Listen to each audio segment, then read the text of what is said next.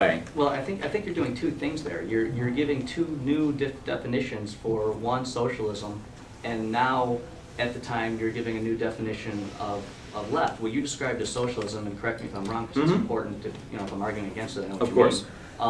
Is socialism is essentially, what you describe is a attack against the corporatism, in a sense, is more or less what you're describing it. And I don't know of where in history that anybody who has attacked the critiques of socialism, or anyone who's identified as a socialist, would say that that's what socialism is the just anti-corporatism. Well, do you have a follow-up to that, or do you want me to just jump in on that? Well, you just jump in. Okay. Well, so the simple answer is just look at Benjamin Tucker on this. So, for example, state socialism and anarchism, how far they agree and wherein they differ, is one of the primary systematic statements of his view that he gave. This would have been about 1880s that he delivered this. And the specific thrust of the talk is that, in his view, so look, I'm not trying to tell you how you should use the word socialism today, because But isn't the point of saying left and right to be instructive, or to use the word socialism to be descriptive on what it is you mean, so that you can explain it to a wider audience without, well, like I said in the first thing I said, is without listing a laundry list of things that you can believe. You can just say that you believe something, and anybody who is familiar with these definitions can then say, oh, I understand what that person believes, without having a 20-minute, a 30-minute conversation about this stuff. Well, okay, so two things. To complete on Tucker quickly, the point is simply not that I'm trying to tell you how to use the word socialism today. It has a certain set of connotations today, and I can talk in a moment about the contexts in which it's useful to engage with that kind of language. But first and foremost, I'm just trying to say, look, if you want to talk about the background of people who called themselves voluntary socialists, who used this specific meaning, which was extremely common throughout the 19th century. If anything, it was the majority meaning for socialism during the 19th century, and I could go through and give you the bibliography at another time. Then you need to understand, not only what you mean by the word, but what they mean by the word, because that's the terminology that you need to use in order to understand their position, is what they meant by it. Now, if you're talking with people in the present context, there's a number of different uses for labels, and there's a number of different uses for terminology. Sometimes the purpose of labels is to abbreviate a conversation, and so if you simply want to give people a quick sort of pointer on what you believe, one thing you can do is say, well, I'm a libertarian. Well, I believe in individualism, radical individualism, or any number of these things down the line. There are other contexts, though, in which labels are, in fact, extremely valuable to start a conversation. And as it happens for myself personally, I don't generally use the word socialism in its older meaning. I think, actually, the fact that there are so many different meanings of the word in history and also actually in common use means that the word often just isn't useful to use on its own at all. So you can talk about state socialism, you can talk about anarchistic socialism, but I think socialism to court doesn't tell you anything interesting or useful about a person's politics. But don't you find it a little bit strange that someone like Frederick Bastiat would make the same criticism of socialism, defined as socialism is by most people today, back then? I mean, what he was attacking was what most people would think of socialism today, and what most people would think of socialism for the last 200 years.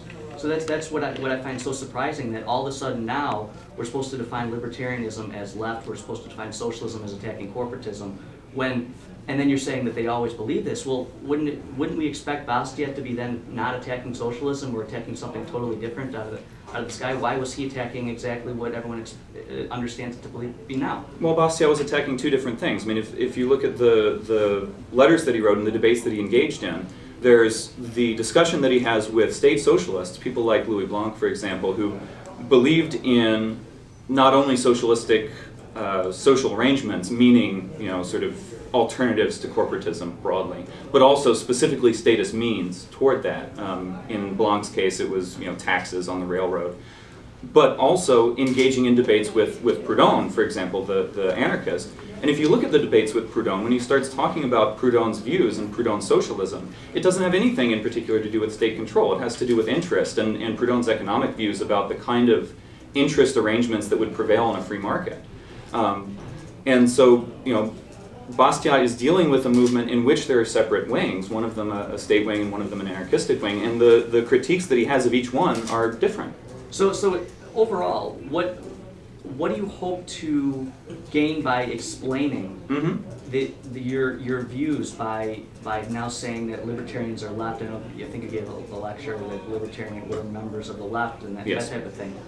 Because assuming for the sake of argument that you, even if I were to concede that, which I don't, but if I was going to concede that historically you're accurate, back then during the early 1800s that's what they believed. Why now, when almost everybody assumes this is this is better, a better explanation of what we believe now? Sure. So here's the deal that I was sort of hoping to get to with the stuff about labels. I think there are multiple uses of labels, one of which is to abbreviate a conversation, the other of which is to start a conversation. So there are contexts in which it can be very useful to say things that seem paradoxical to people at first glance. The reason is not because there's a value in being confusing. I'm a philosopher at heart, and I believe in trying to be conceptually clear above all. However, things that seem paradoxical may expose confusions that people have in their common thinking and in their common language. And if people think about the primary political axis being between the right in the sense of roughly the Republicans and the left in the sense of roughly the Democrats, so that it's sort of this tug of war between two statist factions, then I think that conceals what is ultimately the much more interesting question, which is a question of statism versus anti-statism. And I think that a result of this particular way of looking at things has been that many libertarians wrongly identify themselves with the right and with attitudes of cultural and economic conservatism in particular, both in terms of sort of like the historical view of trying to recover a past that allegedly existed back when, you know, the lost Constitution had not yet been lost, or, you know, now that we've discovered it under the sofa cushions that we can somehow regain.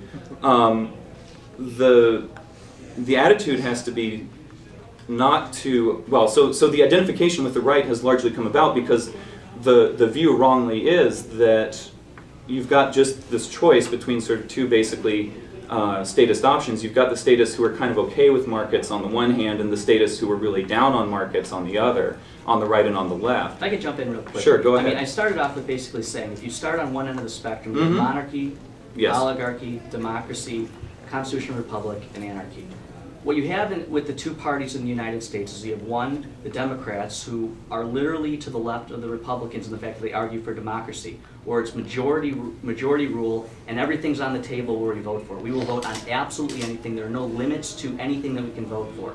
At least in theory, or at least what many of the Republicans, at least under Goldwater, what they argued is that there are limits into what we are all going to vote for as a nation based on the Constitution. By definition of what I just gave you, they are to the right of the Democrats. They are not all the way to, they don't take that extra step of eliminating the Constitution, eliminating the laws, and eliminating the state, which is what you advocate for, which is to the right of them. What I've just described to you is a spectrum that you can easily describe what it is you're looking at, and that's the value of that. Then when you then say, well, no, we're really to the left, I think it does a disservice to describing what it is you believe. Okay. So I suspect we probably have some fairly deep disagreements about how the Democrats and the Republicans actually work within the system of statist politics. However, I'm not particularly interested in defending either party to this debate as far as that goes. And so what I want to come back to is a question of whether people's picture of the political spectrum that is sort of received through the common wisdom, through sort of political convention, is in fact an accurate reflection of the dynamics of how these debates work. And if it's not an accurate reflection, then it may be worthwhile to try and break this up a bit and to create opportunities for conversations that you wouldn't otherwise have. In particular, I think one of the key issues here is the question of economic liberties in particular, and whether the sort of thing advocated by the Republicans as opposed to the Democrats is in fact an advocacy of economic liberties as against government economic intervention. Certainly the Democrats are for government economic intervention, and I consider their set of policy proposals to be absolutely ludicrous. It's nothing that I want any part of.